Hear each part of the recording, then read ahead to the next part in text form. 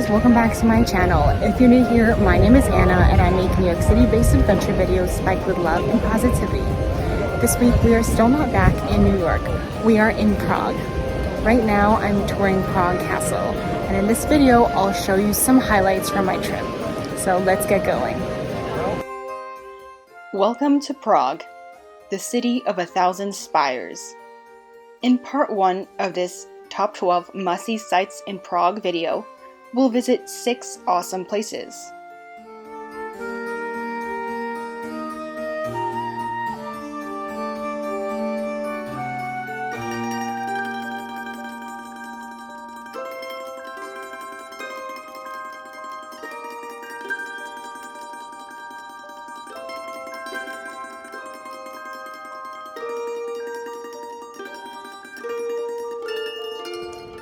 Wenceslas Square is the main square in Prague, but instead of being a square, it's more of a rectangle.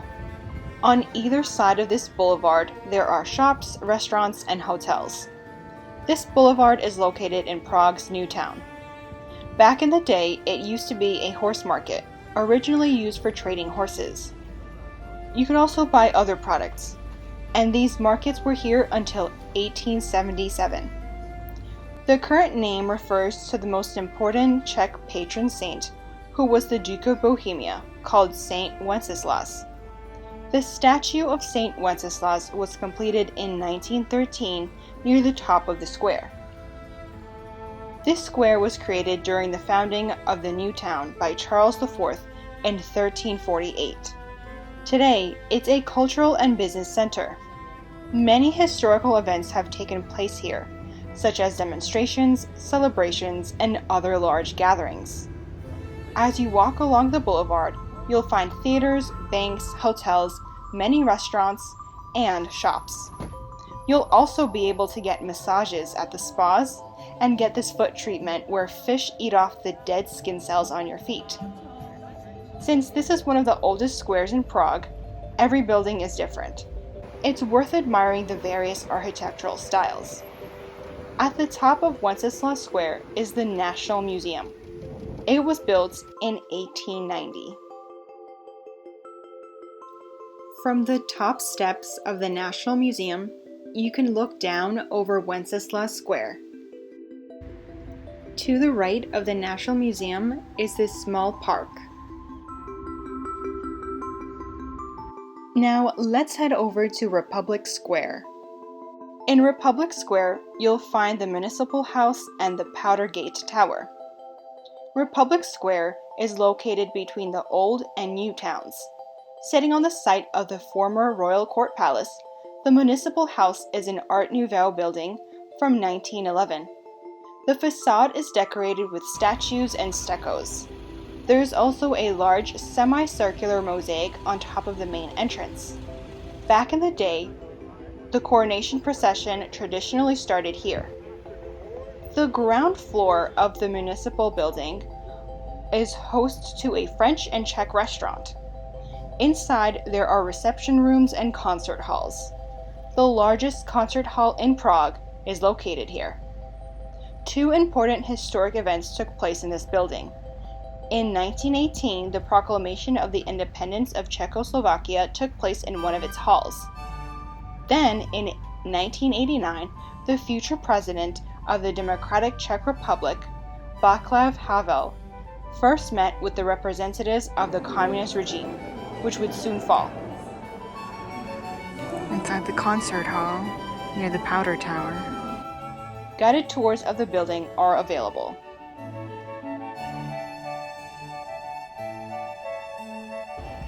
The Powder Tower, also known as the Powder Gate, is next to the Municipal House. It was completed in 1475 and used to serve as a gunpowder store. It was through this entrance that the coronation processions of Czech kings entered the Old Town. The gate separates the new from the Old Town. In the 11th century, it was one of the 13 gates through which Prague citizens could enter the Old Town. The top of the tower can be accessed by 186 stairs, where you'll be at a height of 44 meters, which is the equivalent to 144 feet. From there, you can get incredible views of Old Town. This monument is made in the late Gothic architectural style. The Dancing House building was completed in 1996. Located along the Razins riverbank, this building has the nickname of Fred and Ginger because it's supposed to look like two people dancing. Fred and Ginger refer to the famous dancers Fred Astaire and Ginger Rogers. The style of this building is known as deconstructivist. Its unique shape is supported by 99 concrete panels, each unique. The top of the building has a twisted structure made out of metal, nicknamed Medusa. Inside the dancing house, most of the floors are dedicated to hotel space. At the top of this building, there's an indoor bar with this outdoor viewing terrace. If you climb to the top, you'll get spectacular views of Prague. You can pay for a ticket or simply buy a drink at the bar and be allowed to go on the outdoor viewing terrace. The area upon which the dancing house is constructed has important historical significance. In 1945, the house that formerly stood on this land was destroyed by the U.S. bombing of Prague. The nearby plot was co-owned by the family of Václav Havel, the president of the country, who'd lived there for most of his life. The Dutch insurance company Nationale Nederlanden sponsored the building on this site. The bank offered an almost unlimited budget for this project. Now let's head over to a major site that can be seen in the distance. Prague Castle's origins date back to 870. It is the largest coherent castle complex. It was founded in the late 9th century during the reign of Prince Bořivoj, who was the first Christian prince of Bohemia, thereby making it the largest ancient castle in the world and one of the oldest castles too. The fortress complex is located on a hill overlooking the Vltava River. There are various historic buildings, gardens, and churches within the castle grounds. Its architectural style is mostly Gothic, Romanesque, and Baroque, with elements of Renaissance and Rococo. In 1992, it was declared a UNESCO World Heritage Site. Each year, there are over 2 million visitors. The castle has been home to kings. The Bohemian crown jewels are located in an iron safe with 7 locks within the castle. The castle is the official residence of the President of the Czech Republic.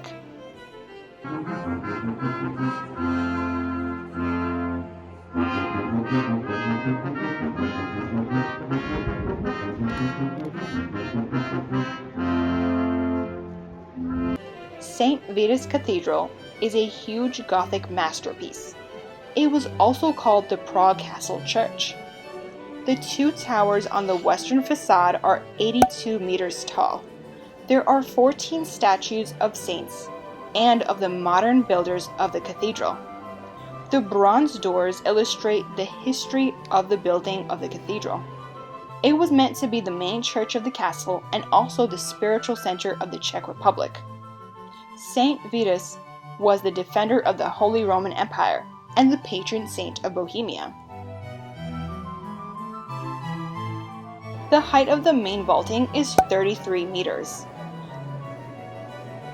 From the outside, the cathedral was supposed to be reminiscent of the City of God. We can see little towers, passageways, and staircases. The cathedral tower is 96.5 meters tall. It's placed on the southern side of the cathedral, close to the grave of St. Wenceslas. There are 4 bells in the tower. Before telephones, these bells were used for emergency fire warnings.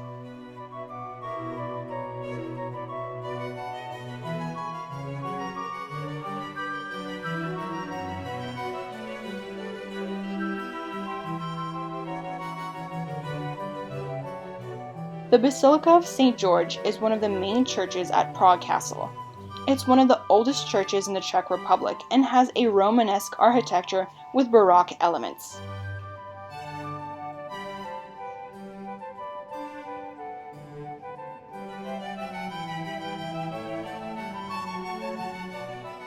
The Golden Lane brings you back to the setting of a medieval village. Defenders of the castle, servants, and goldsmiths used to live here until World War II. Its original name used to be Goldsmith Lane because of the number of goldsmiths who used to live here. These tiny houses are now museums. You can step inside to see how the artisans and craftsmen lived and where they worked. Some homes are stores where you can purchase handmade souvenirs. One of these buildings was the home of Franz Kafka's sister, from which Kafka spent some time writing. This is also the area where prisoners were held and tortured. A small room houses all of the equipment used on the prisoners. The Royal Garden was originally an old vineyard. This area was purchased and created into a beautiful, unique garden for the royal court. It was founded in 1534. It was commissioned by the Habsburgs Ferdinand I. The garden is built in an Italian Renaissance style. Exotic plants can be found here. In addition to seeing unique botanical specimens, you may also see some exotic birds.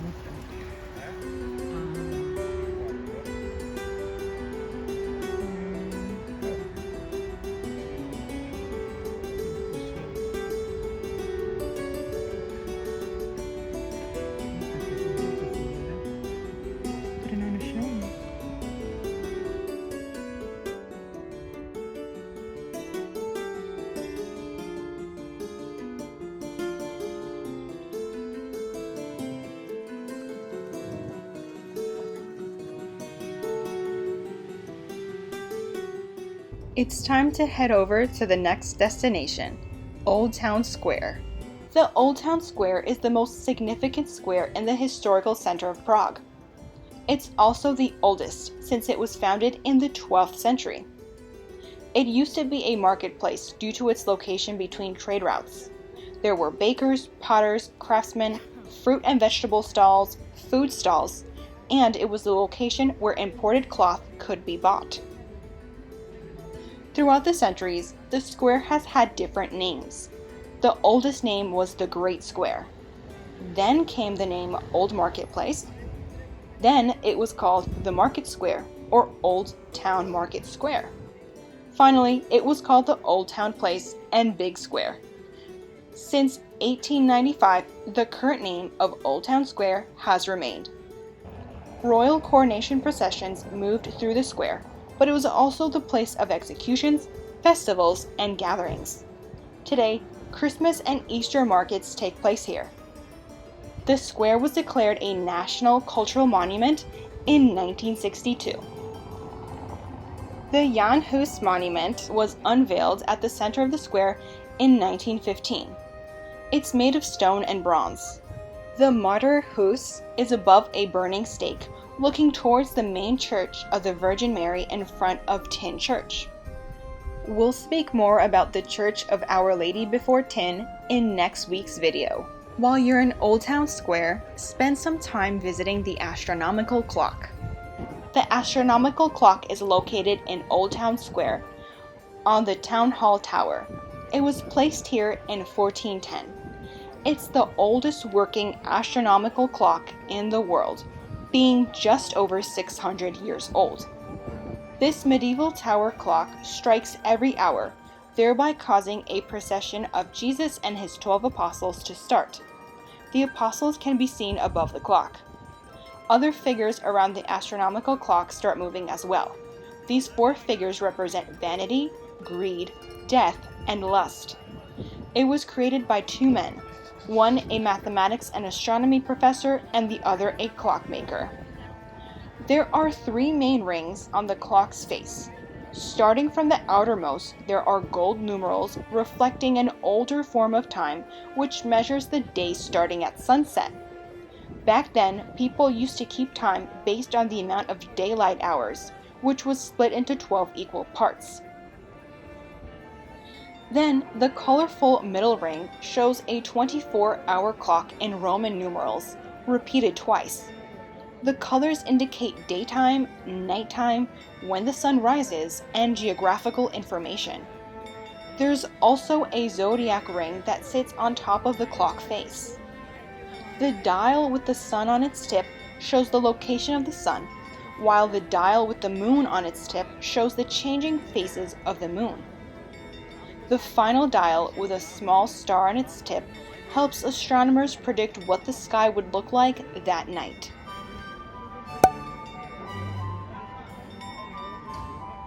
It would be really great to have you here as a subscriber if you enjoy New York City-based videos and international trips like this one. Thanks so much for watching this week's video. I really hope you enjoyed it. If you did, leave a like, comment, subscribe, and turn on that notification bell so you don't miss my videos when they go live on Thursday evenings. In the meantime, let's keep in touch on Instagram at Miss Anna Adventures. I look forward to hearing from you and seeing you in next week's video. Take care. Bye.